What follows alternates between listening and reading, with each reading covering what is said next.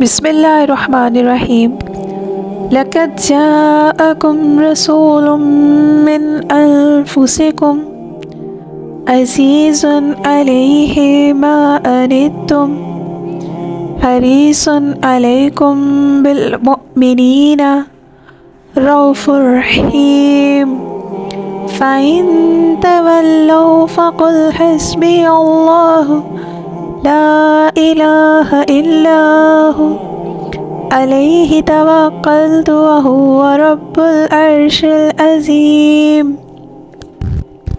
तर्जुमा, बेशक तुम्हारे पास तशरीफ़ लाए तुम में से वो रसूल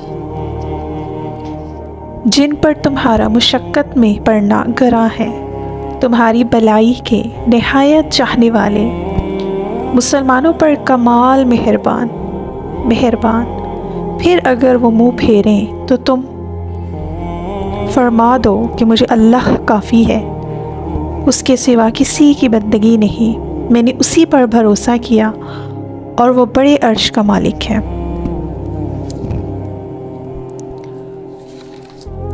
मोहतरम नाज़रीन, आज इंशाल्लाह इन आयात की फ़जीलत और बरक़ात आपके साथ शेयर करेंगे।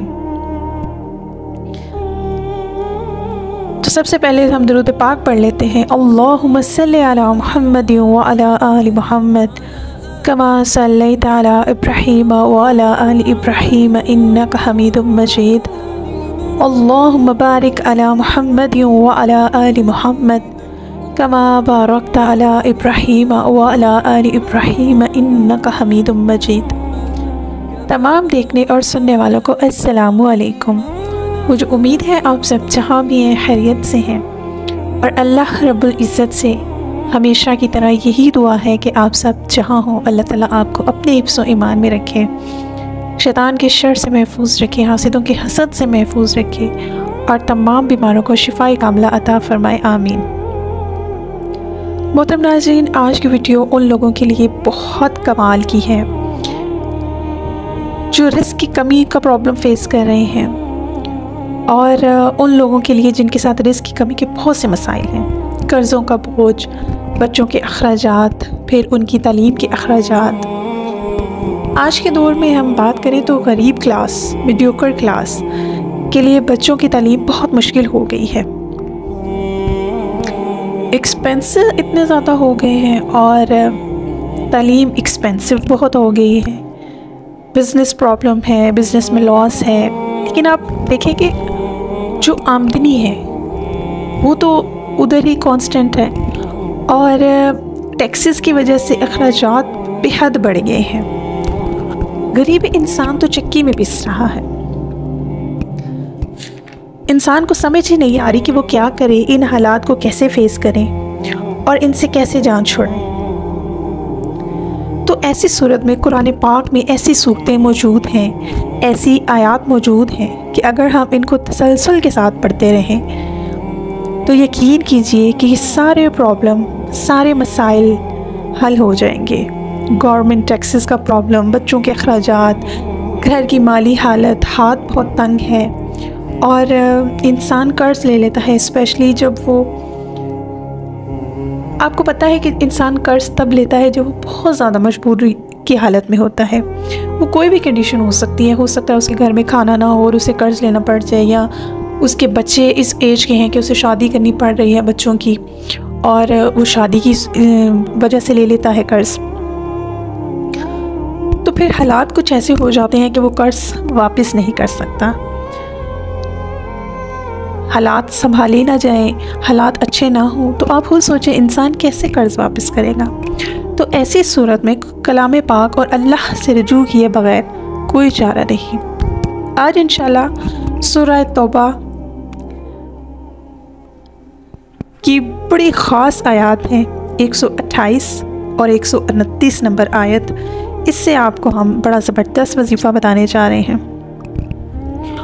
इसमें अल्लाह तबारक ताला ने अपने जौ जलाल का जिक्र फरमाया है, और इस कदर जलाल है कि इस सूरत के स्टार्ट में बिस्मिल्लाह भी नहीं है। इससे अंदाज़ा होता है कि बहुत ही ख़ास किस्म का मैसेज है, और हमारा जो मकसद है वो ये है कि जो लोग रिस्क की कमी का शिकार हैं और मसले मसाइल का शिकार हैं, तो अगर वो ये आयत पढ़ें तो इंशाल्लाह उनके ये प्रॉब्लम हल होंगे। लेकिन कैसे?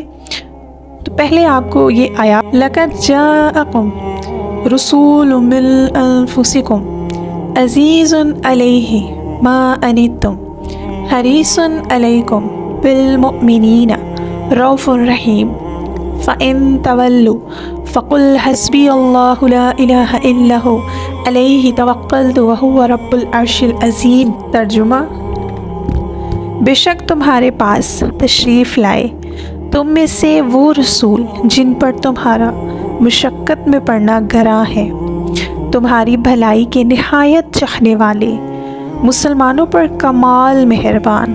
फिर अगर वो मुँह फेरें तो तुम फरमा दो कि मुझे अल्लाह काफ़ी है, इसके सिवा किसी की बंदगी नहीं, मैंने उसी पर भरोसा किया और वो बड़े अर्श का मालिक है।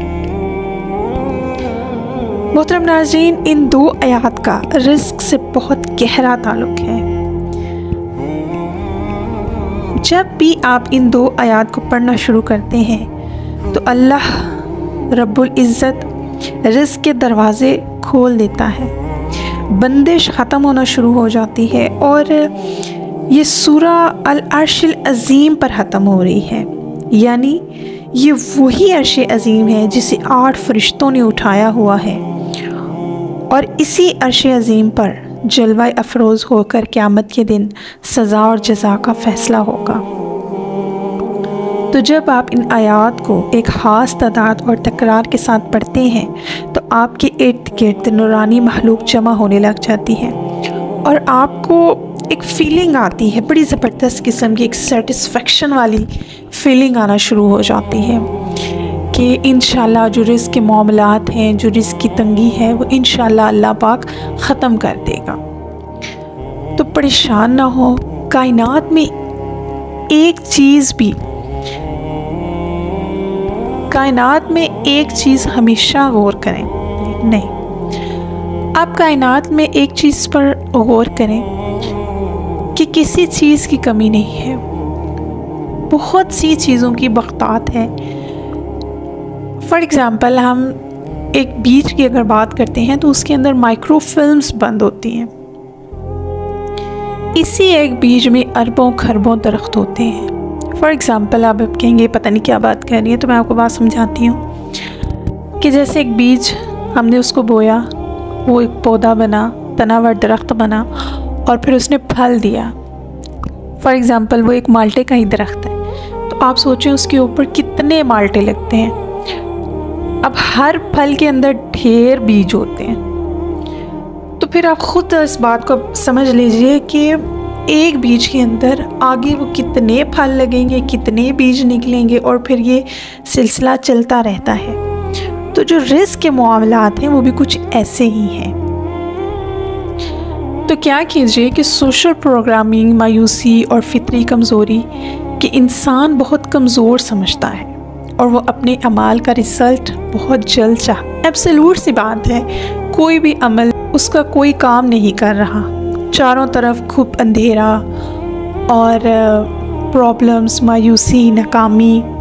हालांकि अल्लाह ताला ने हर चीज़ की बहुत बख्तात पैदा की है। तो रिस्क हासिल करने के लिए भी बेशुमार ज़राए हैं, ठीक है, लेकिन ये हमारी, आप समझ लीजिए, नाकामी है, कमी है, कोताही है कि हम उसे सही से यूटिलाइज़ नहीं कर रहे। बहरहाल चलते हैं आज के वजीफ़े की तरफ, और वजीफ़ा बहुत आसान है, ठीक है।